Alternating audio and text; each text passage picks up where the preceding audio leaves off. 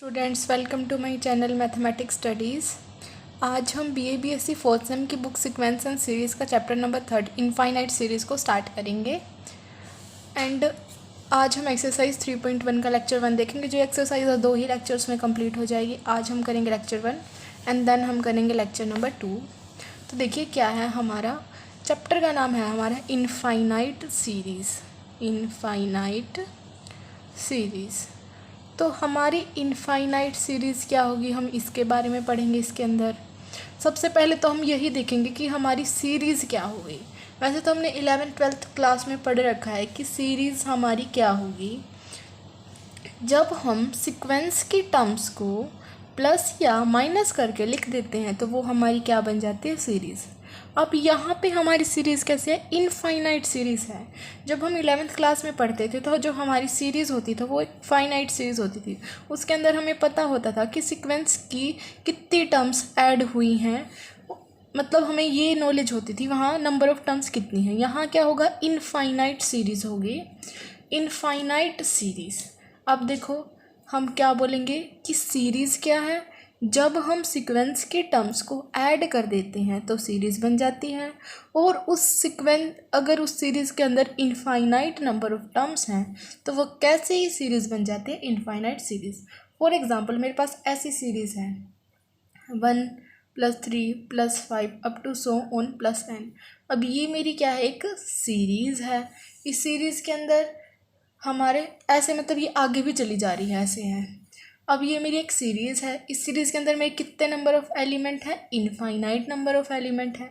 ऐसी सीरीज़ जिसके पास infinite number of elements हो वो सीरीज़ कैसी हो जाती है, मेरी इनफाइनाइट सीरीज़। ओके।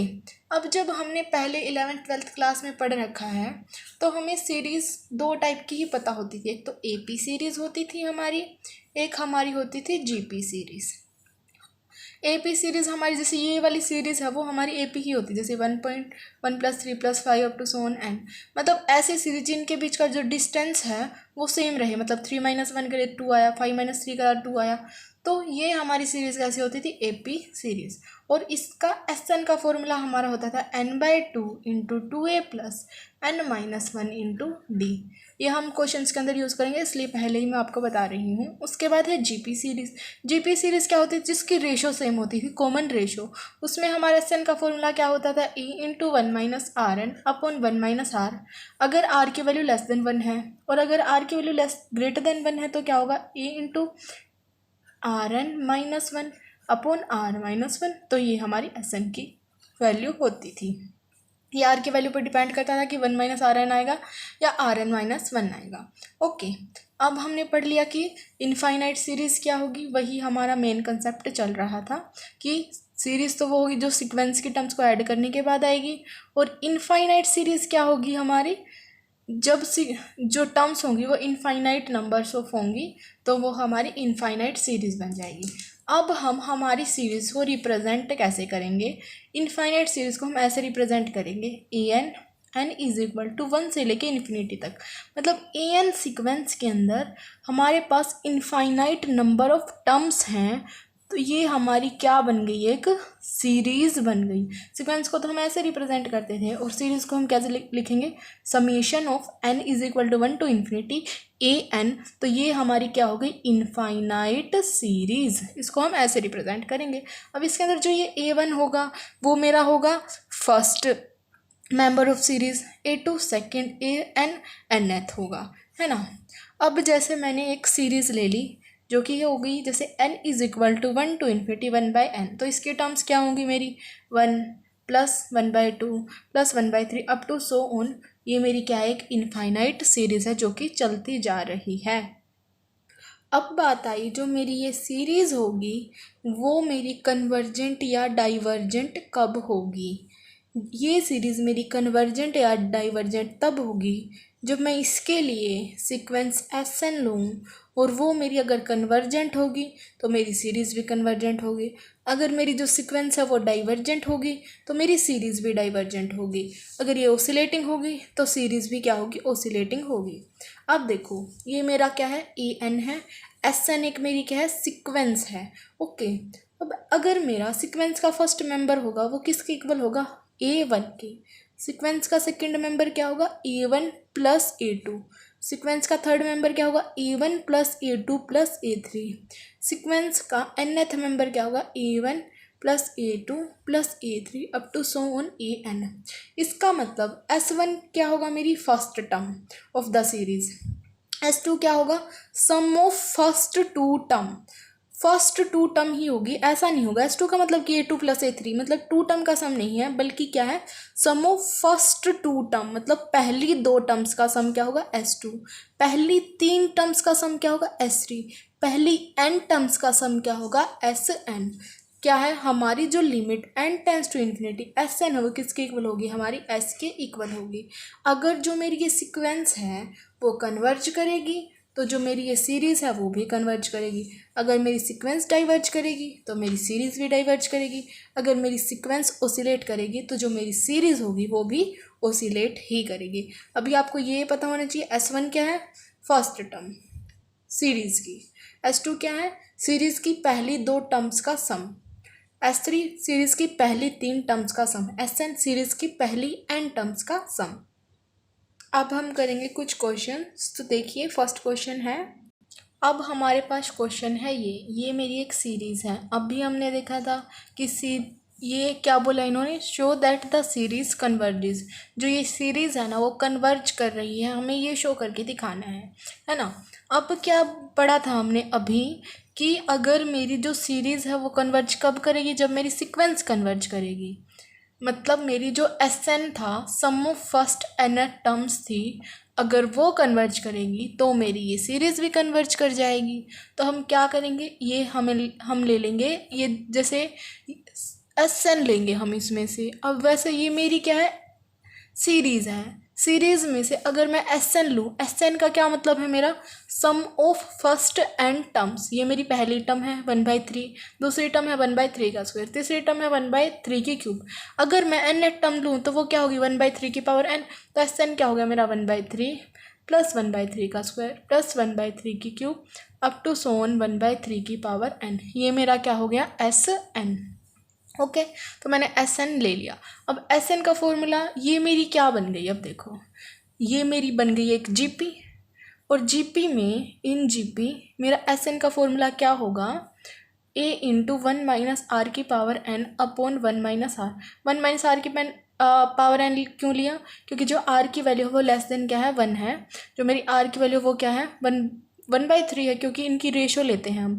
मतलब 1/3 का स्क्वायर अपॉन 1/3 ऐसे लेंगे तो इनकी रेशो क्या आ गई, 1/3 आ गई। तो r की वैल्यू क्या है, लेस देन 1। तो इस वजह से हमने ये वाला फॉर्मूला अप्लाई किया है। तो देखो a की वैल्यू क्या है, मेरी फर्स्ट टर्म होती है, मतलब 1/3। r की वैल्यू अभी निकाल के दिखाई 1/3 है r की वैल्यू भी। अब फॉर्मूले के अंदर कर देंगे पुट, क्या आएगी 1/3 इंटू 1 माइनस 1/3 की पावर n है। 1 की पावर n तो 1 ही होगा, 1/3 की power n upon 1 minus 1/3। 1/3 into 1 minus 1/3 की पावर n। 3 माइनस 1 क्या हो जाएगा, 2/3। 3 से 3 कैंसिल, तो हमारा क्या गया, 1/2 इंटू 1 माइनस 1/3 की पावर n। ओके, अब मेरा क्या गया, Sn ये आ गया। अब हम क्या करेंगे, दोनों तरफ हमें क्या चेक करना है, कन्वर्जेंट की कंडीशन चेक करनी है। तो दोनों तरफ क्या ले लेंगे, limit n tends to infinity. अगर हम limit n tends to infinity लेंगे दोनों साइड, तो क्या आएगा, limit n tends to infinity Sn is equal to limit n tends to infinity 1/2 into 1 minus 1/3 की पावर n। अब 3 की पावर इन्फिनिटी करेंगे तो क्या आ जाएगा, 1/∞। एंड 1/∞ किसके इक्वल होता है, 0 के इक्वल होता है। तो 1/2 इंटू 1 माइनस 0 आ गया, तो किसके इक्वल आ गया, 1/2। इसका मतलब ये मेरी एक कैसी क्वांटिटी आ गई, फाइनाइट क्वांटिटी आ गई। इसका मतलब क्या हो गया, जो मेरा Sn है वो कन्वर्ज कर गया 1/2 की तरफ। अगर मेरा Sn कन्वर्ज कर गया 1/2 की तरफ, तो जो मेरी सीरीज़ होगी वो भी किसकी तरफ कन्वर्ज कर जाएगी, 1/2 की तरफ। Thus the given series is convergent and its sum is कितना हो जाएगा, उसका सम भी हमारा 1/2 हो जाएगा। तो हम लिख देंगे Sn converges to 1/2, और जो सीरीज़ है वो भी किसकी तरफ कन्वर्ज कर जाएगी। हमने यही तो प्रूव करना था कि जो सीरीज़ है वो हमारी कन्वर्ज करे, और हमारी जो सीरीज़ का सम है वो कन्वर्ज कर गया, तो हमारी मतलब सीरीज़ क्या कर गई, कन्वर्ज कर गई। अब हम देखते हैं नेक्स्ट क्वेश्चन। अब देखो नेक्स्ट क्वेश्चन क्या है, show that the series this diverges to infinity, कि ये सीरीज़ मेरी किसकी तरफ डाइवर्ज कर रही है, इन्फिनिटी की तरफ, मुझे ऐसा शो करना है। तो जो हमारी गिवन सीरीज़ है वो क्या है, एक बार इधर लिख देती हूँ मैं अच्छे से, 1² + 2² + 3² up to so on +n² plus up to so on. हमें क्या प्रूव करना है कि जो ये टर्म्स है मेरी किसकी तरफ डाइवर्ज कर रहे हैं, इन्फिनिटी की तरफ। तो हम क्या लेंगे सबसे पहले, तो इसमें से जो ये सीरीज उसमें से हम क्या लेंगे, एस एन मतलब सम ऑफ फर्स्ट nth टर्म्स। वो क्या होंगी, 1 से लेके n तक की होंगी nth टर्म। तो क्या हो जाएगा, 1² + 2² + 3² up to so on +n²। अब हमें पता है जो इन अगर ऐसे हो 1 का स्क्वायर, 2 का स्क्वायर, 3 का स्क्वायर, 4 का स्क्वायर प्लस n का स्क्वायर, अगर इस टाइप की सीरीज हो तो उसका सम हमारा किसके इक्वल होता है, n into n+1 into 2n+1 upon 6 हमारा इसके इक्वल होगा। उसके बाद हम क्या करेंगे, वही जो पीछे क्या था, limit n tends to infinity ले लेंगे, limit n tends to infinity Sn, limit n tends to infinity n into n+1 2n+1 upon 6। अब देखो अगर हम इसके अंदर n टेंस टू इन्फिनिटी कर दें तो क्या हो जाएगा, ये टर्म मेरी इन्फिनिटी ही बन जाएगी, क्योंकि हर टर्म इन्फिनिटी की तरफ इसको अप्रोच कर रही है। अगर हम इसके ऊपर इन्फिनिटी n की जगह पुट कर दें तो ये टर्म हमारी क्या हो जाएगी, इन्फिनिटी ही हो जाएगी। मतलब limit n tends to infinity Sn किसके इक्वल हो गया, इन्फिनिटी की तरफ। मतलब जो मेरा Sn है वो किसकी तरफ डाइवर्ज कर गया, इन्फिनिटी की तरफ। अगर मेरा Sn इन्फिनिटी की तरफ डाइवर्ज कर गया तो मेरी सीरीज़ है वो भी किसकी तरफ डाइवर्ज कर जाएगी, इन्फिनिटी की तरफ। और यही तो हमें प्रूव करना था। हम लिख देंगे hence the given series also diverges to infinity. अब देखते हैं हम नेक्स्ट क्वेश्चन। अब देखो नेक्स्ट क्वेश्चन क्या है, ओसिलेट्स वाला, कि शो करो जो ये सीरीज़ है वो क्या कर रही है, हमारी ओसिलेट कर रही है। तो सबसे पहले तो ये मेरी सीरीज़ ही है। अब मैं इस सीरीज़ को कैसे लिख सकती हूँ, अगर मैं इसकी जगह 1 पुट करूँ तो क्या होगा, -1 की पावर 1 -1 0, -1 की पावर 0, किसी की पावर 0 1। फिर अगर मैं इसकी जगह 2 पुट करूँ, 2 - 1 1, तो -1, फिर मेरा +1, फिर मेरा -1, फिर मेरा +1, फिर मेरा -1 अप टू सो ऑन। ये मेरी बन गई एक सीरीज़, ठीक है। अब ये मेरी क्या है, एक n = 1 टू इन्फिनिटी क्या है, ये मेरी एक सीरीज़ है। अब मुझे सीरीज़ में से क्या निकालना होता है, Sn sum of first n terms. Sum of first n terms भी मेरा क्या ही होगा, ये हमारा n तक चला जाएगा, है ना, वो होगा मेरा sum of n terms, first n terms. अब क्या है मेरा, अब मैं इस सीरीज़ के अंदर देखूं तो जो मेरी वैल्यूज़ हैं वो ओसिलेट्स कर रही हैं। अगर देखो, अगर मेरा जो n है, मतलब n नंबर ऑफ टर्म्स अगर वो इवन है, अगर इवन हुई तो मतलब ऐसा होगा 1 1 फिर -1 फिर 1 फिर -1। अगर वो इवन नंबर में है तो हर 1 -1 के साथ कैंसिल हो जाएगा, तो मेरा आंसर क्या आ जाएगा, 0 हो जाएगा। अगर मेरी जो n है वो क्या है, इवन है। अगर जो मेरा n ओड है तो 1 1 बच जाएगा, क्यों, क्योंकि वो बाकी ओड वाली टर्म्स होंगी वो कैंसिल हो जाएंगी और एक मेरा 1 बच जाएगा।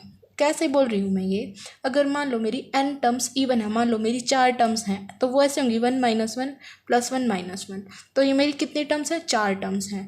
अब मैं इनको सोल्व करूँ तो मेरा आंसर क्या आएगा, 0। तो अगर मेरा n इवन है तो क्या आया, 0। अब मैं ओड ले लूँ, फॉर एग्जाम्पल मैंने 3 टर्म्स ले ली, 1 - 1 + 1। अगर मैं ओड ले रही हूँ तो मेरा आंसर कैसा आ रहा है, 1, इफ़ n इज़ ओड।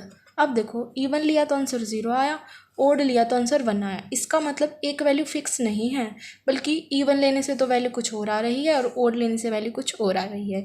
इसका मतलब क्या होगा, जो मेरा Sn है वो क्या कर रहा है, ओसिलेट कर रहा है। और अगर मेरा Sn ओसिलेट कर रहा है तो मेरी जो सीरीज़ होगी वो भी क्या करेगी, ओसिलेट करेगी। तो यही तो हमें प्रूव करना था। फिर हम लिख देंगे Sn ओसिलेट्स, सो जो सीरीज़ होगी वो भी हमारी ओसिलेट करेगी। और ओसिलेट भी कैसे करेगी, फाइनाइटली, क्योंकि आंसर या तो 0 ही आएगा या फिर 1 ही आएगा।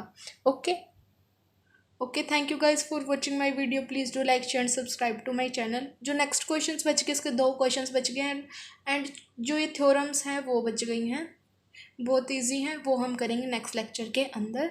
Thank you so much.